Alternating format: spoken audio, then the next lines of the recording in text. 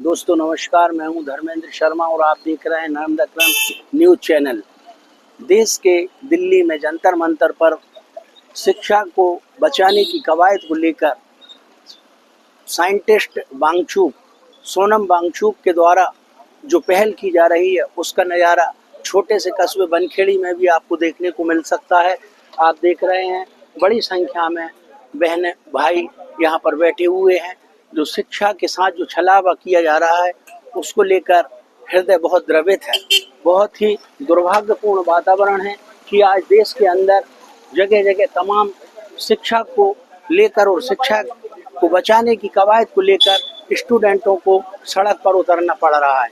आप देख रहे हैं इसका नज़ारा बनखेड़ी जैसे कस्बे में भी देखने को मिल रहा है। देश के तमाम क्षेत्रों से आवाज़ गूंज उठी है। शिक्षा को बचाने के लिए हमारे युवा और हमारी बहनें किस कदर संघर्ष के लिए उतारू हैं, इसका जीता जागता उदाहरण बनखेड़ी में आप देख सकते हैं। छोटी सी बस्ती दूर दराज पूरे देश में आज शिक्षा को बचाने की कवायद को लेकर किस तरह संघर्ष करने के लिए हमारे नौनिहाल बच्चे, शिक्षा ग्रहण कर रहे बच्चे और बहनें संघर्ष करना पड़ रहा है। उनके साथ किस प्रकार का अत्याचार हुआ ये किसी से छुपा नहीं है, पूरा देश देख रहा है और सरकारें इस ओर कोई ध्यान नहीं देख पा रही हैं। मैं कैमरामैन से कहूँगा कि वो पूरे छात्रों का दृश्य बताएं कि आज एक छोटे से कस्बे में कैसे बैठे हैं और किस प्रकार शांतिपूर्ण ढंग से ये आंदोलन किया जा रहा है। आइए हम उन्हीं की जुबान से सुनना चाहते हैं कि शिक्षा आखिर ऐसी क्या वजह हुई कि वो इस स्थिति में गुजरे और उन्हें आज सड़कों पर बैठना पड़ रहा है। पॉज कर दें। आइए हम उन्हीं की जुबान से सुनना चाहते हैं कि शिक्षा को बचाने के लिए आखिर इन्हें सड़कों पर क्यों उतरना पड़ा। क्या नाम है आपका? अभिषेक जी, ये आंदोलन कब तक चलेगा? ये हमारा सुबह 6 बजे से स्टार्ट हुआ है और हम जो है शांतिपूर्वक रूप से शाम 6 बजे तक ये रखना चाह रहे हैं, क्योंकि सरकार जो बच्चों के साथ ये कर रही है अभद्र व्यवहार, क्योंकि बच्चे इतनी मेहनत के साथ पढ़ाई कर रहे हैं और न जाने किस तरीके से वो जो है पेपर लीक करवा रहे हैं।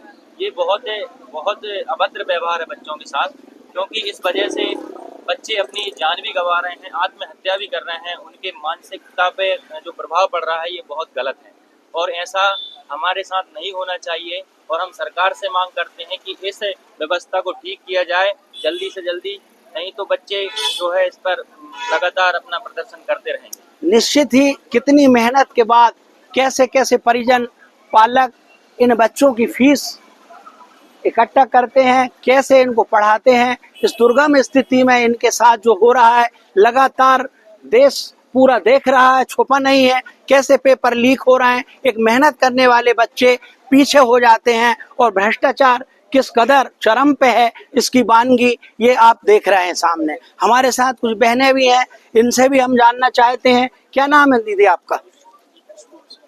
जी, खुशबू विश्वकर्मा। किस उसमें अध्ययन करती हैं आप, किस क्लास में? अच्छा, क्या कहना चाहेंगी आप ये प्रोटेस्ट जो चल रहा है इसके बारे में?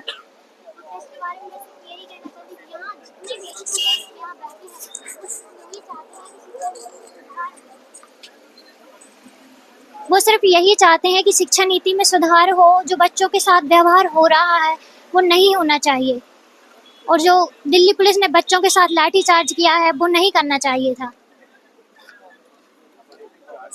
दिल्ली पुलिस की क्रूरता, छात्रों के साथ अन्याय बंद करो, नकल नहीं ईमानदार परीक्षा चाहिए जैसे स्लोगन, छात्रों की मांग बस न्याय को लेकर ये छात्र छात्राएं आज सड़क पर उतारू हैं और अपने शिक्षा को बचाने के लिए, अपना भविष्य संवारने के लिए इस कवायद को लेकर लगातार यहाँ संघर्षरत हैं। अब मैं और भी यहाँ स्टूडेंट हैं उनसे भी जानना चाहूंगा कि वो उनकी जुबान से क्या कहना चाहते हैं। मैं बस इतना कहना चाहूंगी, शिक्षा नीति में सुधार किया जाए और जो अन्याय हो रहा है बच्चों के साथ उसे रोका जाए। क्या नाम है आपका? अंजनी पटेल। अंजनी की भी वही व्यथा और बार बार एक ही बात कि हमें बस न्याय चाहिए और शिक्षा के साथ जो खिलवाड़ हो रहा है वो बंद होना चाहिए। इसके इतर इनका कोई भी ऐसा मोटो नहीं है। शांतिपूर्ण ढंग से आप देखिए बड़ी संख्या में यहाँ हमारे बहन भाई बैठे हुए हैं और जो कहीं ना कहीं इस बात का द्योतक है कि शिक्षा व्यवस्था खोखली है और भ्रष्टाचार चरम पे है। क्या कहना चाहेंगे आप? सर, जो पेपर लीक हो रहे हैं उन सरकार जवाब दे ही ले, जिससे हमें आश्वासन हो, अगर हम जो पढ़ रहे हैं उससे हमें आश्वासन कि हम जो पेपर लीक दोबारा ना हो, जिससे हमें विश्वास रहे हम जो पढ़ रहे हैं उससे कि हम पेपर के लिए पढ़ें कि नहीं पढ़े। इस तरह पेपर लीक होंगे तो हमारी पढ़ाई व्यर्थ हो जाएगी। एक तरफ पढ़ाई, मेहनत, लगन और दूसरी तरफ इस भ्रष्टाचार का चरम पे होना निश्चित ही इनके भविष्य के साथ खिलवाड़ है। इसके लिए संघर्षरत हैं। एक सांकेतिक धरना, बनखेड़ी विकासखंड बहुत छोटा सा कस्बा है, यहाँ आप बच्चों की इतनी उपस्थिति और छात्र छात्राओं की इतनी बड़ी वेदना उजागर करने का दृश्य आप देख रहे हैं। इससे बड़ा क्या हो सकता है? ये हमारा बड़ा दुर्भाग्य है। देश के अंदर सरकारें सोई हुई हैं और कब सरकारें जागेंगी इस बात के लिए हमको बहुत विस्तार से सोचना पड़ेगा। गंभीर विषय है। मैं धर्मेंद्र शर्मा, नर्मदा किरण न्यूज के साथ, बनखेड़ी।